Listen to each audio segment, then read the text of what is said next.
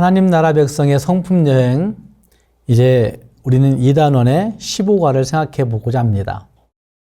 하나님의 성품으로 변화되는 삶이 참 어려운 삶입니다. 그러나 꼭 거쳐가야 하는, 정말 꼭 실행해야만 하는 중요성이 있습니다. 15과는 수용을 생각하게 되는데 수용의 문제를 우리는 로마서 15장을 통해서 생각하게 됩니다. 중국인들에게 사랑받는 심리학자 중에 리스 쉰이라고 하는 사람이 있는데 이 과잉근심이라는 책을 통해서 우리나라에도 알려졌습니다.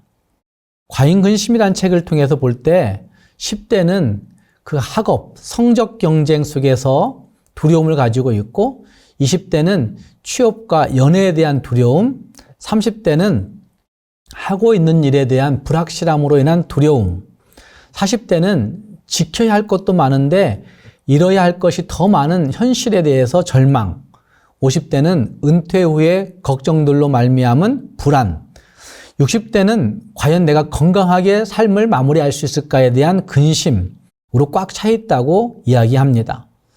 하루도 걱정 없이 살아갈 날이 없다고 이야기하는 것이 현대인들의 모습이라고 리스 쉰은 이야기합니다.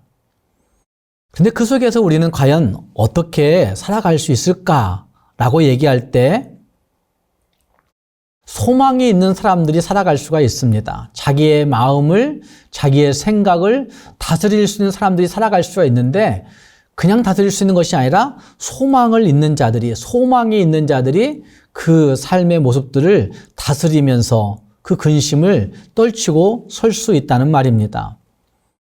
로마서 15장은 우리에게 이 소망의 이야기를 하고 있습니다. 하나님이 위로를 주시는 소망의 하나님이시다 라고 한 사실을 분명하게 볼 수 있는 말씀이 이 로마서 15장에 나타납니다. 또 이 소망이 분명한 자들은 그리스도를 본받아 살게 됩니다. 또한 그 소망이 분명한 사람들은 영광을 하나님께 돌리고 넓은 마음을 사람들에게 펼쳐가며 살게 되어 있습니다. 공과를 통해서 우리는 이것을 체득해 가야 될 텐데 암송을 먼저 잘 생각해 보기 바랍니다. 믿음이 연약한 자를 너희가 받되 그의 의견을 비판하지 말라. 로마서 14장 1절 말씀을 다시 새겨볼 수 있기를 바랍니다.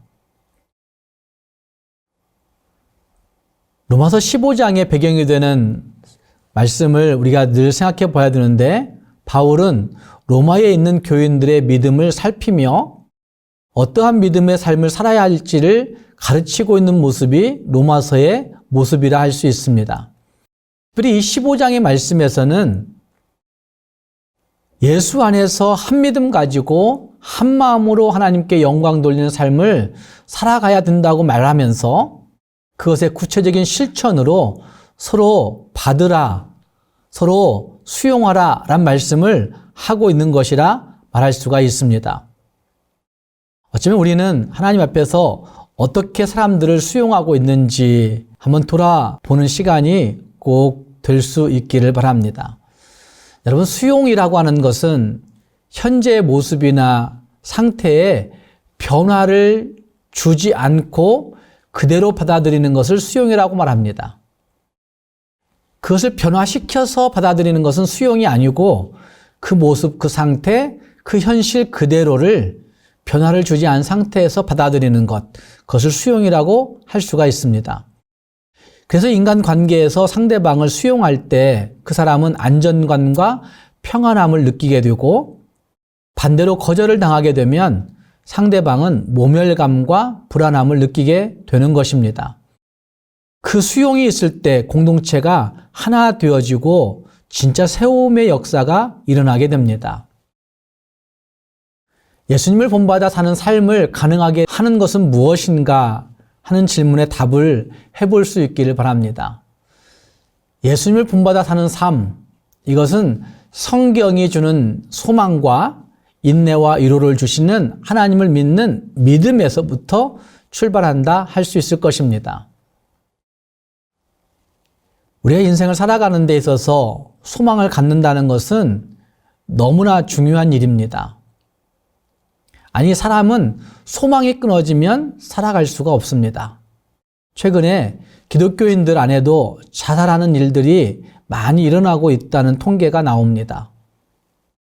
자살하는 사람들이 그 소중한 목숨을 끊는 이유는 소망이 사라졌기 때문이라고 말합니다. 그래서 소망이 사라지면 살 가치도 없어졌구나 라고 느끼게 되는 것이죠. 그래서 에릭 프롬은 인간은 희망을 먹고 사는 존재라고 말합니다. 밥을 먹지 않고 오랫동안 견딜 수 있습니다. 10일도 견딜 수 있고 40일도 견딜 수 있지만 소망이 없으면 한순간도 살아가기가 힘들다는 말입니다. 그래서 바로 예수님을 본받아 사는 삶, 그것 안에 진짜 하나님을 믿는 믿음 가지고 그 소망이 거기에 있어야 된다는 말입니다. 예수님을 본받아 어떤 모습을 가져야 할까? 본문에서는 두 가지를 이야기합니다. 하나는 자기 기쁨을 따라 살지 않는 겁니다. 자기 만족을 따라 살지 않는 겁니다. 자기 만족은 사람들의 모든 형편 따라서, 환경 따라서, 수준 따라서, 연령 따라서, 또 세대 따라서 각각 다른 양상을 가지는 것이 자기 만족의 모습입니다. 또 자기 만족은 만족의 한계가 불분명합니다. 아니, 끝이 없습니다. 가져도 더 가지고 싶고, 취해도 또 더 취하고 싶고, 그래서 그 한계가 불분명하다고 말할 수 있습니다. 내가 추구하는 지식, 내가 추구하는 학력, 내가 추구하는 명예, 내가 추구하는 권력, 내가 추구하는 물질, 어쩌면 그 모든 것들이 자기 만족 가운데 처하게 될 때 이것이 한계가 없이 취해지기 때문에 그것이 매우 위험한 것들이 된다는 말입니다.